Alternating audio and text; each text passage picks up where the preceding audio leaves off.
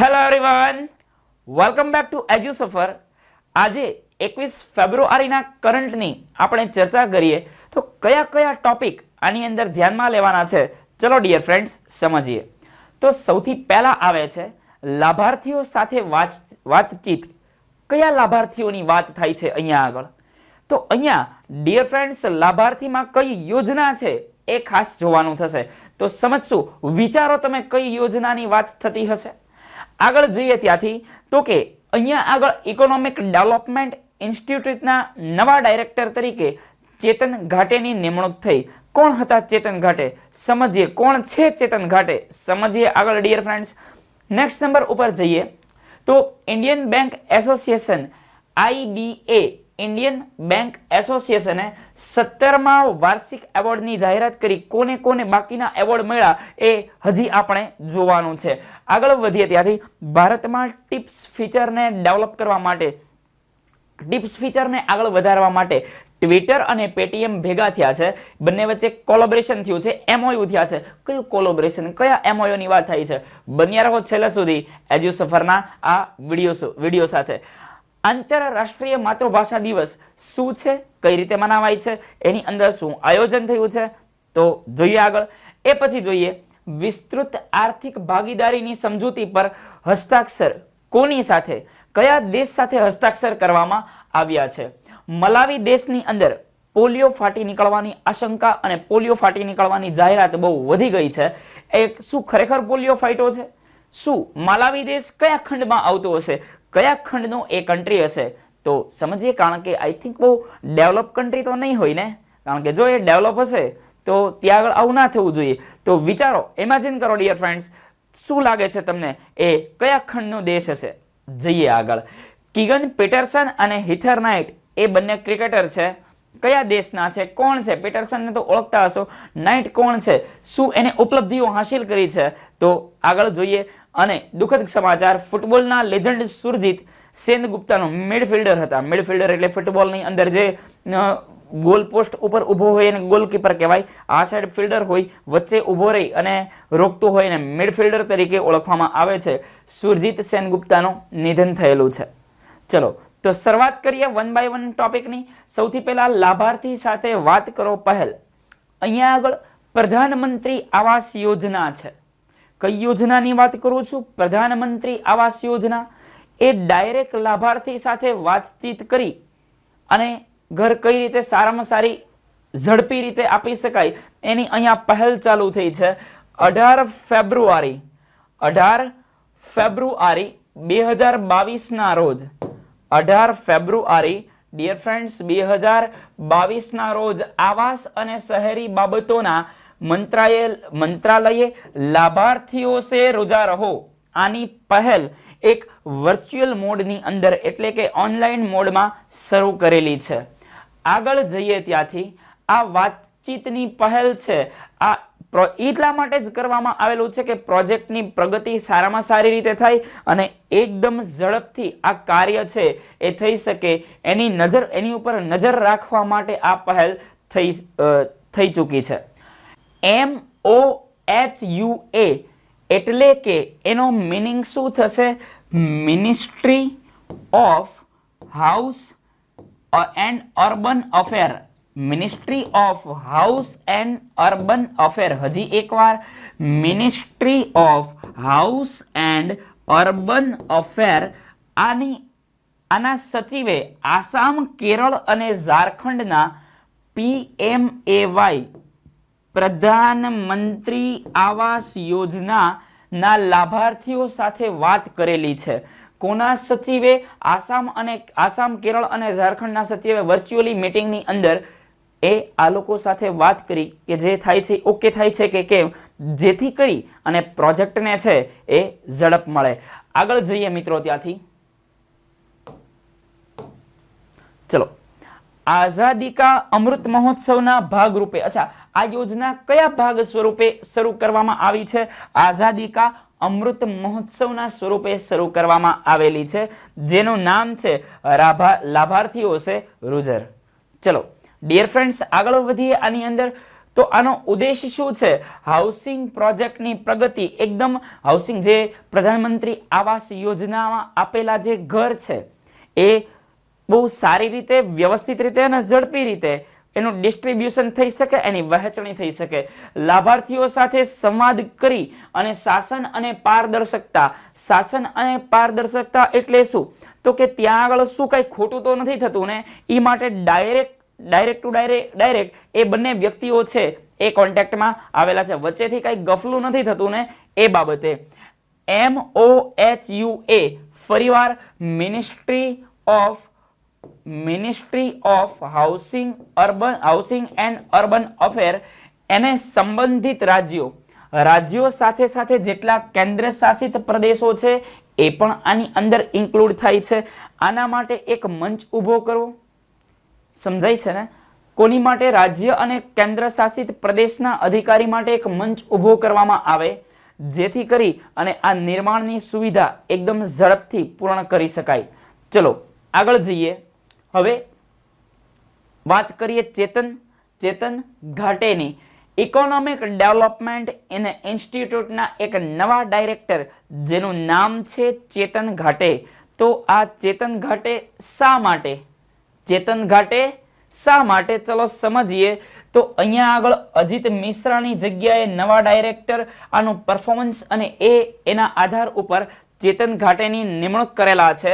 2016 થી 2020 ની વચ્ચે આરબીઆઈની પ્રથમ નાણાકીય નીતિ 16 થી 20 ની વચ્ચે પ્રથમ નાણાકીય સમિતિના સભ્ય હતા ચેતન ઘાટે. તો અમુક અનુભવ અને એ દરેકના આધારે ઇકોનોમિક ડેવલપમેન્ટ અને ઇન્સ્ટિટ્યૂટ એ કોને સોંપેલું છે? એના જે નવા ડાયરેક્ટર છે એ ચેતન ઘાટેને. 45 વર્ષથી ઓછી ઉંમરના લોકોને, હવે આની ઉપલબ્ધિ સમજીએ, આને જે એવોર્ડ મળ્યો છે એ એવોર્ડ સમજીએ. અને એકચ્યુઅલી ઘણા બધા લોકોએ એ એવોર્ડનું નામ નહીં સાંભળ્યું ડિયર ફ્રેન્ડ્સ. એ એવોર્ડ શું છે એ સમજીએ. 45 થી ઓછી ઉંમરના દેશના શ્રેષ્ઠ સંયોજન અર્થશાસ્ત્રી માટે 2014ના મહાલાનોબિસ મેમોરિયલ ગોલ્ડ મેડલ. હજી એકવાર કયો એવોર્ડ? Mahalanobis memorial gold medal. Mahalanobis memorial gold medal. Mahalanobis શું છે? આ એક એવા વ્યક્તિ છે જેને સંખ્યાના પિતા તરીકે ઓળખવામાં આવે છે, ઇન્ડિયન ઇકોનોમિક ફાધર તરીકે ઓળખવામાં આવે છે. હજી એકવાર કહું છું, મહાલાનોબિસ કોણ છે? મહાલાનોબિસ એ કોણ છે? તો કે આને સંખ્યાના જનક તરીકે, સંખ્યાના પિતા તરીકે ઓળખવામાં આવે છે. એટલું પાવરફુલ મગજ છે. તો સંખ્યાના જનક તરીકે ઇન્ડિયાની અંદર ઓળખવામાં આવે છે. એની સાથે સાથે ગૂગલે આને ડુડલનું નામ આપેલું છે. આને ગૂગલે કયું નામ આપેલું છે? ડુડલ. GOOGLE. એને કઈ પદવીથી વધાવેલા છે? ડુડલ. ક્લિયર? ચલો નોટ ડાઉન કરી લેજો, આગળ જઈએ. તો મહાલાનોબિસ મેમોરિયલ એવોર્ડના ગોલ્ડ મેડલના વિજેતા છે ચેતન ઘાટે. આ માટે એમની નિમણૂક કરવામાં આવી છે. તો આઈ હોપ આન્સર મળી ગયો છે. ચેતન ઘાટે શા માટે? ચલો આગળ જઈએ. ત્યાંથી હાલમાં તે યુનિવર્સિટી ઓફ સ્વાન્સી જે વેલ્સ યુકેના રિસર્ચ સેન્ટરના માઇક્રોનોમિક્સ અને મેક્રો ફાઇનાન્સ, માઇક્રોનોમિક્સ એટલે કે માઇક્રો ઇકોનોમિક્સ અને મેક્રો ફાઇનાન્સના બાહ્ય સહયોગી છે અને બહારથી સપોર્ટ આપે છે. માઇક્રો ઇકોનોમિક્સ એટલે કે માઇક્રોનોમિક્સ અને મેક્રો એટલે કે બહુ વધેર એકદમ દીર્ઘ દેખાતું હોય, બરાબર સ્થૂળદર્શી કહી શકાય, એમના એ ફાઇનાન્સના બાહ્ય સહયોગી છે. આગળ વધીએ ત્યાંથી. આ ધ ઇન્સ્ટિટ્યૂટ ફોર ઇકોનોમિક ડેવલપમેન્ટના માઇક્રોનોમિક્સ એ શું કંટ્રોલ કરે છે? સેના ઉપર આ ડિપેન્ડ કરે છે. કેવા સંગઠન આની અંદર ઇન્ક્લુડ થાય છે? આની અંદર ઇન્ક્લુડ થાય છે એ સમજીએ. તો કે શ્રમ, આંતરરાષ્ટ્રીય વેપાર, ઇન્ટરનેશનલ જે બિઝનેસ છે એ, જાહેર આરોગ્ય એટલે કે હેલ્થ, પર્યાવરણ, એન્વાયરમેન્ટ, કૃષિ, એગ્રીકલ્ચર, જનસંખ્યા, પોપ્યુલેશન, સમાજશાસ્ત્ર અને ઔદ્યોગિક સંગઠન. આ દરેક પ્રકારના ક્ષેત્ર છે એ આની અંદર ઇન્ક્લુડ થાય છે. આનું શું કરવાનું છે? તો દરેક ક્ષેત્ર ઉપર ડેવલપમેન્ટ કઈ રીતે કરવું, કઈ રીતે એની ઉપર પ્રકાશ પાડવો, કેવા સ્ટેપ ભરવા, એ દરેક માટે જવાબદાર એ ઇકોનોમિક ડેવલપમેન્ટ એન્ડ ઇન્સ્ટિટ્યૂટ છે. તો આર્થિક અને સામાજિક વિકાસ માટે એના જે ડાયરેક્ટર છે એ ચેતન ઘાટે એના ઉપર અદ્યતન સંશોધન કરે છે આ સંસ્થા. આટલા ફિલ્ડ ઉપર કઈ રીતે વિકાસ કરી શકાય, એનો કઈ રીતે ડેવલપમેન્ટ કરી શકાય, એના ઉપર કાર્ય કરે છે ડિયર ફ્રેન્ડ્સ આ સંસ્થા. આઈઈજી એ ભારતના અગ્રણી સંશોધન અને તાલીમ કેન્દ્રમાંનું એક છે, જેની અર્થવ્યવસ્થા એના ઉપર સંશોધન માટે વૈશ્વિક પ્રતિષ્ઠા ધરાવે છે. આ સંસ્થા એ આર્થિક સેવાના અધિકારીઓને ઇન્ડક્શન તાલીમ પણ પૂરી પાડે છે. કઈ રીતે એના અધિકારીઓએ કામ કરવું જેથી આનું ડેવલપમેન્ટ થાય, આનો વિકાસ થાય, કેવા સ્ટેપ લેવા, આ તે. તો એની નીચેની આખી ટીમ છે એને તાલીમ આ સંસ્થા આપે છે. આગળ જઈએ. ઇન્સ્ટિટ્યૂટ ઓફ ઇકોનોમિક ડેવલપમેન્ટના ચેરમેન છે તરુણ દાસ. જો ભૂલ ના થાય, ડાયરેક્ટર ચેતન ઘાટે, એના ચેરમેન છે તરુણ દાસ. આગળ વધીએ ડિયર ફ્રેન્ડ્સ. આની રચના થઈ હતી, આની સ્થાપના થઈ હતી 1952 1952ની અંદર. ચલો હવે Indian banks association IBA, Indian bank એસોસિએશને 17મા IBA વાર્ષિક બેન્કિંગ ટેકનોલોજીની એવોર્ડ્સ 2021 2021ના એવોર્ડની જાહેરાત કરેલી છે. તો અહીંયા એવોર્ડ કોને કોને મળે છે એ સમજીએ. આ સાઉથ ઇન્ડિયન બેંક આ પૈકી 6 એવોર્ડ જીતે છે. એ આ ઇવેન્ટમાં 6 એવોર્ડ જીતી ચૂક્યું છે. આગળ જઈએ. નેક્સ્ટ જેન બેન્કિંગની ઉજવણી કરતા આ વર્ષના IBAના જે એવોર્ડ્સ છે એ બેન્કિંગ ઉદ્યોગની ટેકનોલોજી અને પદ્ધતિને માન્યતા આપી છે, જેને એક વર્ષની અંદર સારામાં સારું પરફોર્મન્સ આપ્યું હોય, સારામાં સારી નવીનતા આમ કહી શકાય ને કે ડિજિટલાઇઝેશન કરેલું હોય, તો એ સ્તરની નવીનતા દર્શાવી હોય એને એવોર્ડ મળેલા છે. ઇન્ડિયન બેંક એસોસિએશનની સ્થાપના થયેલી 1946ની અંદર. એમનું એસોસિએશન છે એ 1946ની અંદર ડિયર ફ્રેન્ડ્સ સ્થપાયેલું. હાલ 247 બેન્કિંગ કંપનીઓ છે એ આ એસોસિએશનની અંદર ઇન્ક્લુડ છે. 247 બેંકનો આ એસોસિએશનમાં ડિયર ફ્રેન્ડ્સ સમાવેશ થાય છે. આગળ જઈએ. આના પ્રમુખ છે રાજકિરણ રોય. આના પ્રમુખ કોણ છે? રાજકિરણ રોય. ક્લિયર છે? જે યુનિયન બેંક ઓફ ઇન્ડિયાના મેનેજિંગ ડાયરેક્ટર એટલે કે MD અને ચીફ એક્ઝિક્યુટિવ ઓફિસર એટલે કે CEO છે. હજી એકવાર નામ બોલું છું, રાજકિરણ રોય, જે MD અને CEO છે.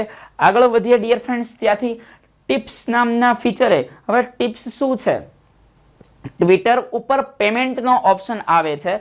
જે ટ્વિટર યુઝ કરે છે એ ટ્વિટર થ્રુ પેમેન્ટ કરી શકશે. અત્યારે જે નવો ઓપ્શન છે ને વોટ્સઅપ થ્રુ પેમેન્ટ, હવે ટ્વિટર થ્રુ પેમેન્ટ, એની માટે ટિપ્સ નામની એક એપ્લિકેશન, એક નવું ફીચર આવે છે, જેમાં ટ્વિટર થ્રુ એ પેમેન્ટ કરવા માટે પેટીએમ સાથે એમને કોલેબોરેશન MOU થયેલા છે. ચલો સમજીએ એને. તો અહીંયા આગળ ટ્વિટર ઇન્કે ભારતમાં ટિપ્સ સુવિધા માટે પેટીએમની ચૂકવણી અને ગેટવે સાથે ભાગીદારી કરેલી છે, જેથી કરીને આ પેમેન્ટ ફીચરનો ઉપયોગ કરી શકશે. હવે આ પેમેન્ટ ફીચરમાં કયા કયા ફંક્શન્સ ઇન્ક્લુડ છે ડિયર ફ્રેન્ડ્સ એ સમજીએ. પેટીએમ ડિજિટલ વોલેટ, એની સાથે સાથે credit card, debit card. Credit card એટલે ખ્યાલ છે ને, buy now pay later service, અત્યારે ખરીદો પછી ચૂકવો, બરાબર. તો એ દરેક વસ્તુનો સમાવેશ છે એ ડિયર ફ્રેન્ડ્સ આની અંદર થતું હશે. ક્રેડિટ કાર્ડ થયું, Paytm postpaid, debit card, credit card અને નેટ બેન્કિંગ, આ બધું આ ટિપ્સ નામના ફીચરમાં જોવા મળશે. આની જાહેરાત ગયા વર્ષે કરવામાં આવી હતી અને પ્લેટફોર્મ ઉપર મુદ્રીકરણ એ કંપનીના પ્લેટફોર્મ ઉપર મુદ્રીકરણ એટલે કે ફાઇનલી જે માન્યતા થઈ એ શરૂ કરવા કંપનીના ઘણા બધા પ્રયત્નમાંની આ એક કંપની છે. ટ્વિટરના જે CEO છે એ મૂળ ભારતીય, જેમનું નામ છે પરાગ અગ્રવાલ. મજા આવે યાર, આમ યુરોપિયનની કંપની હોય, બહુ જોરદાર ચાલતી હોય અને એના CEOની અંદર, એની બેઝની અંદર કોઈ ઇન્ડિયન હોય. તો ટ્વિટરના CEO છે પરાગ અગ્રવાલ. એની સ્થાપના થઈ હતી 21 માર્ચ 2006ની અંદર. ક્લિયર છે ડિયર ફ્રેન્ડ્સ? ચલો. અને એનું હેડક્વાર્ટર ક્યાં ક્યાં છે? તો કે કેલિફોર્નિયાની અંદર છે, સેન ફ્રાન્સિસ્કોની અંદર છે. જે બંને ક્યાં આવેલા છે? US ની અંદર. જે બંને ક્યાં, અહીંયા અલ્પવિરામ નહીં, જે ક્યાં આવેલા છે, યુએસની અંદર, અમેરિકાની અંદર. આગળ વધીએ. આઝાદી અમૃત મહોત્સવ મનાવવા માટે બીજું પહેલું હતું ઓલી લાભાર્થી યોજના. અહીંયા લાભાર્થી સાથે વાતચીત. અહીંયા આગળ આવે છે આંતરરાષ્ટ્રીય માતૃભાષા. તો આ દિવસને આંતરરાષ્ટ્રીય માતૃભાષા તરીકે ઓળખવામાં આવે છે. આમની શરૂઆત કરનાર યુનેસ્કો હતી. આ સંસ્થા કઈ હતી? યુનેસ્કો. ચલો સમજીએ અહીંયા આગળ. તો આના નિમિત્તે 21 ફેબ્રુઆરી 22 દરમિયાન ગાંધી રાષ્ટ્રીય કલા કેન્દ્ર, જે ક્યાં આવેલું છે? દિલ્હીની અંદર. ત્યાં આગળ 2 દિવસના કાર્યક્રમનું આયોજન થયેલું છે. હજી એકવાર બોલું છું, 21 ફેબ્રુઆરી 2022 એટલે કે 21 ફેબ્રુઆરીના દિવસે આંતરરાષ્ટ્રીય માતૃભાષા દિવસ છે ડિયર ફ્રેન્ડ્સ, મનાવવામાં આવે છે. ક્યાં આગળ? તો કે ગાંધી રાષ્ટ્રીય કલા કેન્દ્ર, ન્યૂ દિલ્હીની અંદર 2 દિવસના પ્રોગ્રામનું આયોજન થયેલું છે. અહીંયા આગળ શેના માટે છે? તો કે આપણી સંસ્કૃતિ આપણે ભૂલી ન જઈએ. ભારતીય અને ભાષાકીય સાંસ્કૃતિક વિવિધતા પ્રત્યે જાગૃતિ લાવવા માટે, બહુભાષીયતાને પ્રોત્સાહન આપવા માટે. દરેકને પોતાની ભાષા છે, દરેકને પોતાની ભાષાનો અધિકાર છે. એ બહુભાષીયતાને પ્રોત્સાહન આપવા માટે દર વર્ષે 21 ફેબ્રુઆરીએ આંતરરાષ્ટ્રીય માતૃભાષા દિવસની ઉજવણી થાય છે. ક્લિયર? એના 2 એજન્ડા સમજી ગયા. એક, સંસ્કૃતિ પ્રત્યે જાગૃતતા લાવવા, અને માતૃભાષા પ્રત્યે જાગૃતતા લાવવા. કઈ માતૃભાષા? એટલે કે આમ જોઈએ તો બહુભાષીયતાને પ્રોત્સાહન આપવા માટે. આગળ જઈએ મિત્રો ત્યાંથી. તો આ દિવસ વિશ્વભરના લોકો છે એના દ્વારા ઉપયોગમાં લેવાતી તમામ ભાષાઓ છે. એ તમામ ભાષાઓનો સમાવેશ, ભાષાઓની જાળવણી અને સંરક્ષણને પ્રોત્સાહન આપવું, એકેય ભાષાનો નાશ ન થવો જોઈએ, એની માટેની આ એક ચહલ છે. આગળ જઈએ. આની ઉજવણીનો વિચાર શરૂઆત થઈ હતી બાંગ્લાદેશથી. આનું જે મૂળ છે એ મૂળ ક્યાં આગળ છે? બાંગ્લાદેશની અંદર છે. જઈએ આગળ. United Nation Educational, Scientific and Cultural organisation.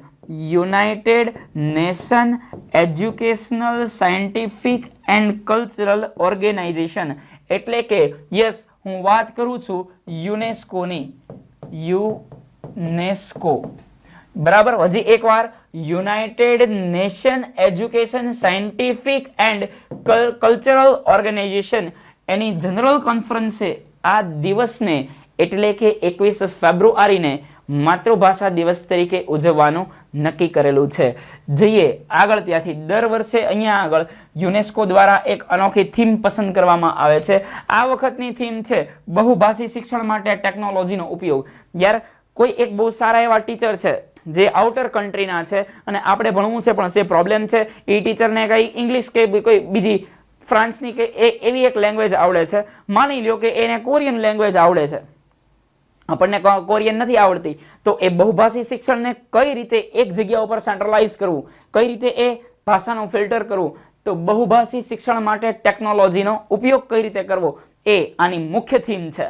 આગળ જઈએ. એ પડકારો કયા કયા છે ને એમાં તકો કઈ કઈ છે? પડકારો એટલે કઈ કઈ સમસ્યાઓ આવે છે અને ઓપોર્ચ્યુનિટી એની સામે કઈ કઈ ઊભી થાય છે. આ બંને બહુ ઇમ્પોર્ટન્ટ છે. ચલો ડિયર ફ્રેન્ડ્સ, ત્યાંથી આગળ જઈએ મિત્રો. બહુભાષી શિક્ષણને આગળ વધારવા માટે ગુણવત્તાયુક્ત એટલે કે ક્વોલિટી વાળું એજ્યુકેશન જોઈશે.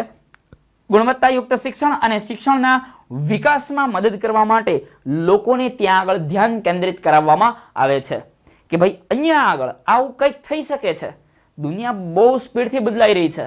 ક્લિયર? તો બહુભાષી શિક્ષણ લેંગ્વેજ બેરિયર છે જ નહીં. તો એ લેંગ્વેજ અત્યારે જે બેરિયર બને છે, બરાબર, જે પ્રોબ્લેમ આવે છે એને કઈ રીતે બ્રેક કરવો, એ આ વખતની થીમનો આંતરરાષ્ટ્રીય ભાષાનો મુદ્દો આવે છે. આંતરરાષ્ટ્રીય માતૃભાષા દિવસનો મુદ્દો, જે મુખ્ય મુદ્દો એ આ છે. આગળ વધીએ ડિયર ફ્રેન્ડ્સ. આ દિવસને ચિહ્નિત કરવા માટે સંસ્કૃતિ મંત્રાલય, Indira Gandhi National Centre for the arts.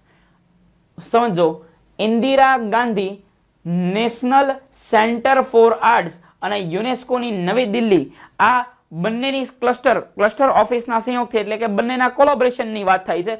એની ઉપરથી વર્ચ્યુઅલ સ્વરૂપમાં 2 દિવસીય કાર્યક્રમ છે, 2 દિવસનો પ્રોગ્રામ છે એ ડિયર ફ્રેન્ડ્સ ઉજવવામાં આવેલો છે.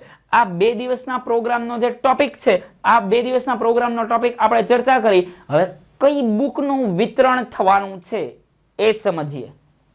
તો અહીંયા આગળ tribal and indigenous language of India, હજી એકવાર tribal and indigenous language of ઇન્ડિયાનું નામની બુકનું ડિયર ફ્રેન્ડ્સ અહીંયા આગળ વિમોચન થશે.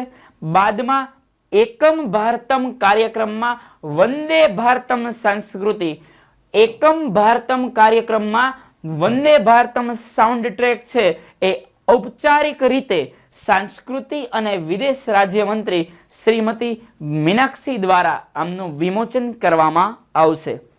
આગળ વધીએ ડિયર ફ્રેન્ડ્સ. ભારત અને યુએઈ વચ્ચે આર્થિક ભાગીદારી ઉપર હસ્તાક્ષર. પહેલી વાર મોદીજી આવ્યા પછી એવું બન્યું છે કે ઇન્ડિયા અને યુએઈ વચ્ચે એવા કરાર થયા છે કે ઇન્ડિયાનો માલ, જે ઇન્ડિયાનું રો મટીરિયલ કે જે કાંઈ પણ અહીંયાથી ત્યાં એક્સપોર્ટ કરવામાં આવે તો ત્યાં આગળ ઓછામાં ઓછો ટેક્સ લાગે. જેના લીધે ફાયદો શું થશે તો કે અહીં જે ટેક્સ જેટલો ઓછો તો ત્યાં ડિમાન્ડ વધશે, ત્યાં ડિમાન્ડ વધશે એટલે અહીંથી સપ્લાય વધશે, સપ્લાય વધશે એટલે ઇન્ડિયાની અંદર જોબ ઓપોર્ચ્યુનિટીઝ વધશે. તો આ રીતે એવું માનવામાં આવે છે કે 10 લાખથી 1 મિલિયનથી વધારે જોબ ઓપોર્ચ્યુનિટીઝ છે એ ડિયર ફ્રેન્ડ્સ વધારી શકાય છે. ચલો સમજીએ આ એમઓયુ કયા છે, આ કરાર કયા છે. તો ભારત અને યુનાઇટેડ આરબ અમીરાત એ આના ઉપર હસ્તાક્ષર કર્યા છે. ભારતીય નિકાસ ઉપર અને આયાત ઉપરની ડ્યુટી છે એ ઘટાડશે. આપણે અહીંથી જે કાંઈ પણ પ્રોડક્ટ મોકલીએ એના ઉપર ત્યાં ટેક્સ લેશે, ઓછો લાગશે. એ અહીંથી લાવે છે તો અહીંયા ટેક્સ ઓછો લાગશે. આગળ જઈએ. આ પહેલી વાર comprehensive economic partnership agreement, comprehensive economic partnership agreement, comprehensive economic partnership agreement CEPA dear friends clear, એ વર્ષ 2014માં સત્તામાં આવ્યા બાદ પહેલી વાર આ ડીલ થયેલી છે, પહેલી વાર આ એમઓયુ થયેલા છે. આગળ વધીએ ત્યાંથી ડિયર ફ્રેન્ડ્સ. અહીંયા આગળ અહીં આપણા ઇન્ડિયાના જે વાણિજ્ય અને ઉદ્યોગ પ્રધાન જેનું નામ છે પિયુષ ગોયલ અને ત્યાં યુએઈના અર્થવ્યવસ્થા પ્રધાન અબ્દુલ્લા બિન તોક્કલ મારીએ આ એમઓયુ ઉપર હસ્તાક્ષર કરેલા, સિગ્નેચર કરેલી હતી. અને અત્યારે જો આવું થશે તો ચીન અને અમેરિકા બાદ ઇન્ડિયા છે એ ત્રીજું એવું કન્ટ્રી છે કે આખા વિશ્વભરની અંદર બહુ બધી ડીલ કરે છે, એટલે કે સૌથી મોટામાં મોટો વેપારી દેશ છે. વર્ષોથી આવું ચાલ્યું આવે છે. ઇન્ડિયામાં પ્રજા જ બહારથી એટલે આવી કે કારણ કે ભારત છે એ વેપારી દેશ છે. વધી આગળ. 2020-21 સુધીમાં બંને 43.3 અબજ ડોલર સુધીનો વેપાર કરેલો. હવે જો ટેક્સેશન ઓછું નાખવામાં આવે એટલે કે બંને દેશથી ટેક્સ ઓછો લગાડવામાં આવે તો આ 43.3 અબજમાંથી 100 અબજ સુધી પહોંચી શકે એમ છે. 100 અબજ US ડોલર, આને કહેવાય 100 બિલિયન ડોલર. અત્યાર સુધીનું જે બરાબર ઓપ્શનમાં કદાચ આવું હોય ને તો સમજવાનું, આ બિલિયન ડોલરની વાત થાય છે. બિલિયન US ડોલર એ 43.3 માંથી કેટલું થયું છે? 100 અબજ સુધી પહોંચી શકે એવી શક્યતાઓ ડિયર ફ્રેન્ડ્સ જોવા મળે છે. ચલો આગળ જઈએ ત્યાંથી, જેમાં હજારો ચીજ વસ્તુઓનો વેપાર થાય છે અને યુએઈની અંદર, યુનાઇટેડ આરબ અમીરાતની અંદર ઇન્ડિયાના 3.5 મિલિયન એટલે કે 35 લાખ લોકો રહે છે. એ બહુ બધી કન્ઝ્યુમર પ્રોડક્ટ્સ યુઝ કરતા હોય, અમુકને ભારતનું વધારે ફાવતું હોય, અમુક પ્રકારની ચોક્કસ પ્રોડક્ટ જે અહીંયા જ મળતી હોય તો ત્યાં આગળ સારો એવો વેપાર થઈ શકે. આગળ જઈએ મિત્રો. ત્યાં આગળ આ કરારમાં મુક્ત વેપાર, સરકારી ખરીદી, ડિજિટલ ઇકોનોમી અને અન્ય મોટા મોટા ક્ષેત્રને આવરી લેવામાં આવેલા છે. કે હવે કયા કયા ક્ષેત્રને આવરવામાં આવેલા છે અથવા તો કયા પ્રોપર ફિલ્ડ આવરવામાં આવ્યા છે એ જોઈએ. જેમ્સ એટલે કે સ્ટોન એન્ડ જ્વેલરી, ચર્મ એટલે ચામડું, ટેક્સટાઇલ એટલે કે કાપડ ઉદ્યોગ, સ્પોર્ટ્સ ગુડ એટલે કે રમત ગમતના સાધનો, એ પછી છે ફૂટવેર, બૂટ, આ તે, ફર્નિચર, પ્લાસ્ટિક, ફાર્મા એટલે કે દવાને લગતી કંપની, એગ્રીકલ્ચર ગુડ્સ એટલે કે ખેતી અને ખેતીવાડીને રિલેટેડ માલ સામાન, મેડિકલ ઇક્વિપમેન્ટ એટલે કે દવાખાના, હોસ્પિટલને લગતા કોઈ સાધનો, મશીનરી અને એન્જિનિયરિંગની ચીજ વસ્તુઓને નિકાસને લાભ થવાની અપેક્ષા છે. જેટલો દેશ નિકાસ કરશે એટલો ડોલર નીચો આવશે, જેટલો ડોલર નીચો આવશે એટલો રૂપિયો પ્રબળ બનશે, જેટલો રૂપિયો પ્રબળ બનશે એટલો દેશ છે એ સદ્ધર થશે. ક્લિયર? દેશ સધર થશે, આખી ખુશી આખા દેશમાં આવશે. તો એક્સપોર્ટ થાય એ બહુ મહત્વનું છે અને આના લીધે 10 લાખ જોબ ઓપોર્ચ્યુનિટીઝ અહીંયા વધશે એવી શક્યતાઓ છે. આગળ વધીએ. આ મોટા ભાગના ક્ષેત્ર શ્રમની ઘનિષ્ઠતા વાળા છે, મહેનત માગી લે એવા છે અને અલ્ટિમેટલી $100 અબજ સુધી થાય તો અહીંયા આગળ 10 લાખ નોકરીઓનું સર્જન થઈ શકે છે. ચલો આગળ વધીએ ડિયર ફ્રેન્ડ્સ. માલાવી દેશ, જે પોલિયોની વાત કરી, આ પોલિયોનો વાયરસ છે. માલાવી દેશ આફ્રિકન કન્ટ્રીનો એક ગરીબ દેશ છે. માલાવી દેશ આફ્રિકન કન્ટ્રીનો એક ગરીબ દેશ છે. એમને ત્યાં આગળ આફ્રિકામાં એવું જાહેર કરેલું, આફ્રિકા ખંડે, કે યાર 2020 પછી 2019ની અંદર પોલિયો 19-20માં નાબૂદ થઈ ગયો છે. બટ તેમ છતાં પણ અહીંયા આગળ કેસ હવે જોવા મળે છે. પોલિયો શું છે? જ્યારે બાળક નાનું હોય ત્યારે એના હાથ કે પગમાં કે અમુક જીવનના કોઈ પણ અમુક સમયે જ્યારે આ વાયરસ એટેક કરે છે ત્યારે હાથ અને પગમાં લકવા લાગી જાય છે, પેરાલાઇઝ થઈ જાય છે અને આ પેરાલાઇઝ થવાના કારણે એ ભાગ નકામા થઈ જાય છે. કાં તો બંને હાથ હોઈ શકે, કાં તો બંને પગ હોઈ શકે, અથવા હાથ પગ બંને હોઈ શકે. ખ્યાલ પડે છે? આ વાયરસની કોઈ દવા નથી. આ વાયરસની કોઈ દવા નથી, કોઈ ઓપરેશન નથી. એનું માત્ર એક વેક્સિનેશન છે, માત્ર એક રસી છે. એ રસી દ્વારા આનાથી બચી શકાય છે. એટલે કે જાગૃતતા બહુ મોટી વસ્તુ છે. વાઇલ્ડ પોલિયોનો કેસ મળી આવે છે. વાઇલ્ડ પોલિયો જે બહુ સામાન્ય પોલિયો હોય ને વાઇલ્ડ પોલિયો તરીકે ઓળખવામાં આવે છે. આ વાઇલ્ડ પોલિયો ફાટી નીકળવાની જાહેરાત કરી અને આફ્રિકાની અંદર આ પ્રકારનો પ્રથમ રોગ છે. પોલિયો જોવા મળેલો, વાઇલ્ડ પોલિયો જોવા નથી મળેલા ત્યાં આગળ. 2020માં જંગલી પોલિયોથી મુક્ત જાહેર કરવામાં આવ્યો હતો કે ભાઈ અમારા દેશમાં આવું કંઈ થવાની આશંકાઓ છે નહીં. ક્લિયર? તો 5 વર્ષથી વધુમાં પહેલો દેશ જેને પહેલા એવું જાહેર કર્યું હતું કે અમારે ત્યાં આવું કંઈ છે નહીં અને હવે ફરીવાર પાછો આ રોગચાળો ફાટી નીકળ્યો છે. આગળ જઈએ. આફ્રિકાની અંદર પોલિયો. 25 વર્ષ પહેલા આફ્રિકામાં હજારો બાળકો પોલિયોગ્રસ્ત હતા. ગવર્મેન્ટ પાસે નથી એટલા બધા પૈસા, નથી ફેસિલિટી. યાર કોઈ ફીલ નથી તો આપણે બહુ લકી છીએ. આખા બહુ ગુજરાતની એક ગુજરાત જેવી એક પવિત્ર ભૂમિ ઉપર આપણે રહીએ છીએ. પ્રાઉડ ટુ બી ગુજરાતી યાર. વધીએ આગળ. આફ્રિકામાં હજારો બાળકો આ બીમારીથી લકવાગ્રસ્ત બનેલા હતા. આખા ઇન્ડિયાની અંદર, જીકેમાં તો નથી પણ કામનું બહુ છે, આખા ઇન્ડિયામાં હેપીનેસ રાજ્યની અંદર ગુજરાત બહુ ટોપ 5 ની અંદર આવે છે. પ્રાઉડ ટુ બી ગુજરાતી. ચલો યાર, લકવાગ્રસ્ત થઈ ગયા છે હજારો બાળકો. સમગ્ર ખંડમાં રસીકરણ માટે મોટા પાયે પ્રયત્નના પરિણામે 95% વ્યક્તિઓને માંડ રસીકરણ કરવામાં આવેલું. એક જાગૃતતાનો અભાવ, પોલિયોનો વાયરસ છે અહીંયા આગળ. જાગૃતતાનો અભાવ અને ગવર્મેન્ટ પાસે ફાઇનાન્સનો અભાવ, એના લીધે આવું બને છે. આનો કોઈ ઈલાજ નથી, પરંતુ જો રસી લેવામાં આવે તો માણસ જીવનભર સુરક્ષિત થઈ શકે છે. જઈએ આગળ. જંગલી પોલિયો એ પોલિયોનું સૌથી સામાન્ય સ્વરૂપ છે. એ પછી જોઈએ વાઇલ્ડ પોલિયો પર્યાવરણમાં ફેલાય છે. પણ એનો બીજો પ્રકાર, હવે નાનું બાળક જ્યારે રસી લેતું હોય, નાના બાળકને રસી છે એ આપણે નાના હતા ત્યારે યાદ કરો, પોલિયોની રસી એ ડિયર ફ્રેન્ડ્સ આપણને ટીપા સ્વરૂપે આપેલી છે. એ શું હતું તમને ખ્યાલ છે? બીજું કાંઈ જ નહીં પણ પોલિયોના જીવંત વાયરસ હતા. પોલિયોના જીવંત વાયરસ જે આપણા શરીરમાં દાખલ કરવામાં આવે છે. એકચ્યુઅલી એ વાયરસ હોય, બરાબર. આ વાયરસ જ્યારે આપણા શરીરમાં ડિયર ફ્રેન્ડ્સ દાખલ થાય છે ને ત્યારે શ્વેતકણ એને પહોંચી ન શકે. એટલે બહુ શોર્ટમાં સમજાવી દઉં. શ્વેતકણ એક બી સેલ અને પછી ટી સેલને ત્યાંથી આમ કોલ લગાડે એટલે અલ્ટિમેટલી તાવ આવે. મગજ છે એ આના ડીએનએને, આના રંગસૂત્રને સ્કેન કરે અને એના એન્ટીબોડી બનાવે. બસ એકવાર એન્ટીબોડી બની ગયા એટલે પૂરું, વાયરસ છે એ મૃત્યુ પામી જાય. પછી એ એન્ટીબોડી બોડીમાં પડ્યા હોય, ભવિષ્યમાં કોઈ પણ વાયરસનો, કોઈ પણ પ્રકારનો પોલિયોના વાયરસનો હુમલો આવે તો ઓલા એન્ટીબોડી એની ઉપર તૂટી પડે. જો એન્ટીબોડી ન હોય તો મગજ પાસે ડેટા પડ્યો છે કે આ વાયરસનું રંગસૂત્ર આવું હતું તો એ તરત ને તરત એન્ટીબોડી બનાવી નાખે છે અને પોલિયોનો નાશ કરી નાખે છે. આ રીતે રસી છે ડિયર ફ્રેન્ડ્સ આપણા બોડીની અંદર કાર્ય કરે છે. તો આ મૌખિક રસી છે જેમાં જીવંત સંવેદનશીલ વાયરસ છે એની સાથે સંકળાયેલો છે તે પણ એટલો જ જોખમી છે. આ વાયરસ પેટમાં રહી શકે છે, પરિવર્તન કરી શકે છે. આ જે વેરિએશન કહીએ ને એ સૌથી મોટો ડખો છે, પરિવર્તન. અને આ એ જ વિસ્તારોમાં ફેલાય છે જ્યાં રસીકરણનો દર સાવ નહિવત કે ઓછો છે. તો રસી લેવી એ બહુ જરૂરી છે. અહીંયા ઇન્ડિયામાં દો બૂંદ જિંદગી તે આ તે બહુ બધી જાગૃતતા લાવવામાં આવેલી હતી.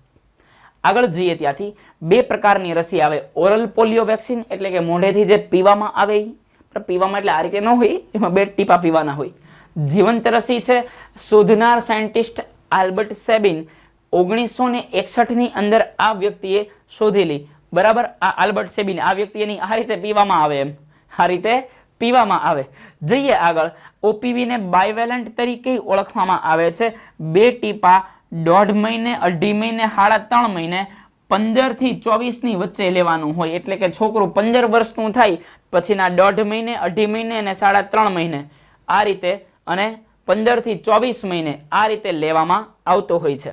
હવે આઈપીવી એટલે ઓપીવી ની બદલે આઈપીવી કેમ આવ્યો, ઇન્જેક્શન કેમ આવ્યા? કારણ કે આ વધારે સારું છે, ઓલું કોસ્ટલી પડે છે, આ બહુ ઇઝીલી માસ પ્રોડક્શન થઈ શકે છે.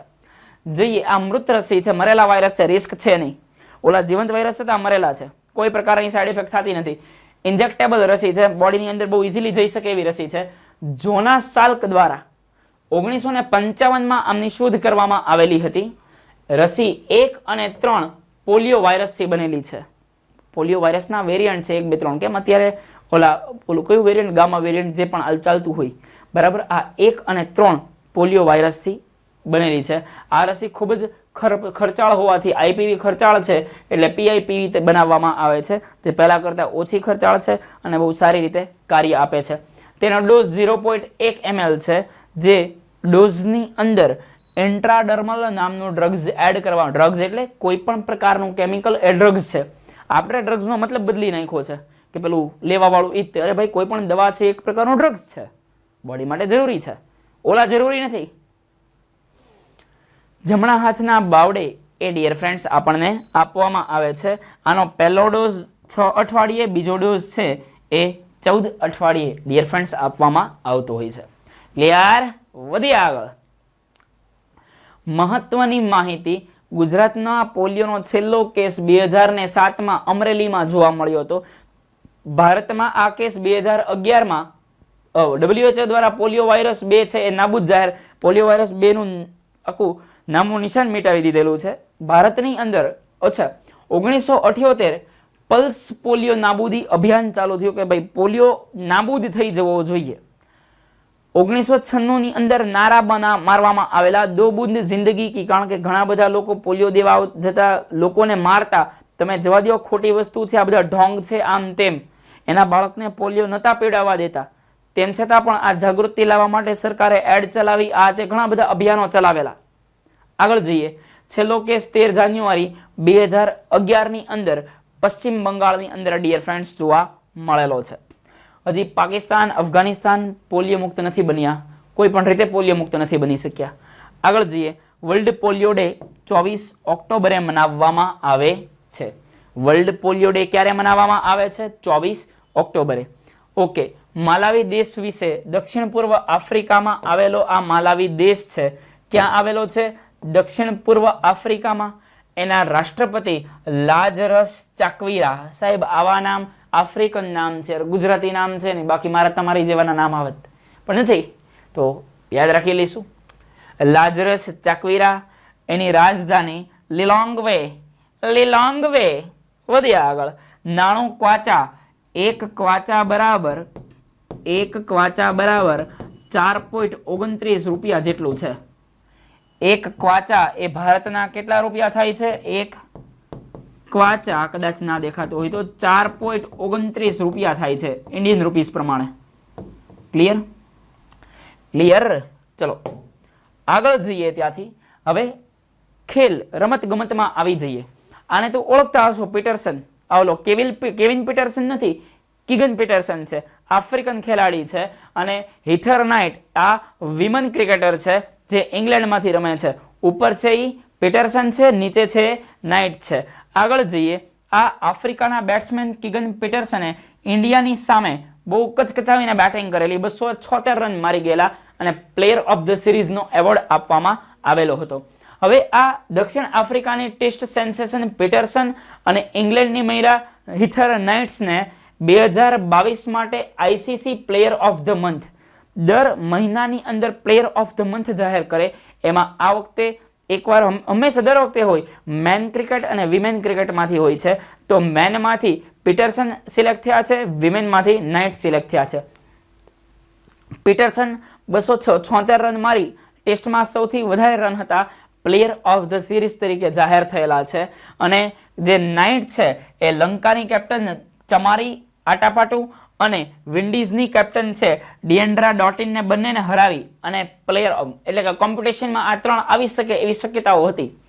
પણ ઇંગ્લેન્ડની જે કેપ્ટન છે એને લંકાની કેપ્ટન અને વિન્ડીઝની કેપ્ટન બંનેને હરાવી અને એમની જગ્યાએ પહેલા નંબર ઉપર સ્થાન પ્રાપ્ત કરેલ છે. નાઇટે ઓસ્ટ્રેલિયા સામેની એકમાત્ર એશિઝ ટેસ્ટમાં કેપ્ટનશીપ કરેલી હતી અને સૌથી વધુ રન બનાવનાર કેપ્ટન વિમેન તરીકે આ સ્થાન પ્રાપ્ત કરેલું છે. ચલો ઓકે ડિયર ફ્રેન્ડ્સ, ફૂટબોલની વાત કરીએ તો દુઃખદ ઘટના છે એ એવી છે, મિડ પ્લેયર તરીકે રહેલા વ્યક્તિ જેમનું નામ છે સુરજીત સેનગુપ્તા, જેનું કોવિડ-19ની જટિલતાના કારણે જે હાલ આપણી વચ્ચે ઉપસ્થિત નથી રહ્યા. પ્રાર્થના કરીએ પ્રભુ તેમના દિવ્ય આત્માને શાંતિ આપે. આગળ વધીએ. આ કોલકાતાની 3 મોટી ક્લબ મોહન બગાન 1972-73 અને 81-83, વેસ્ટ ઈસ્ટ બેંગલ 74-79 અને મોહમ્મદ સ્પોર્ટિંગ 80માં સંકળાયેલા હતા. 70માં થાઇલેન્ડના બેંકોકમાં યોજાયેલી એશિયન ગેમ્સમાં બ્રોન્ઝ મોડલ જીતવાનું કામ છે એમાં એના માટે આ પ્રબળ દાવેદાર અને આ બહુ પ્રભુત્વ ડોમિનન્ટ પ્લેયર તરીકે એટલે કે પ્રભુત્વતા ધરાવતા ખેલાડી તરીકે હતા. ઓકે, તો આજનું કરંટ એ ડિયર ફ્રેન્ડ્સ અહીંયા આગળ પૂર્ણ કરીએ છીએ. આઈ હોપ તમે ઘણું બધું શીખ્યા હશો, ઘણી બધી માહિતી લઈને ગયા હશો. તો મળીએ નેક્સ્ટ લેક્ચરમાં. ત્યાં સુધી મસ્ત મજાનું રીડ કરો, બેસ્ટ પ્રિપેરેશન કરો. All the very best. Good bye dear friends, take care, Tata.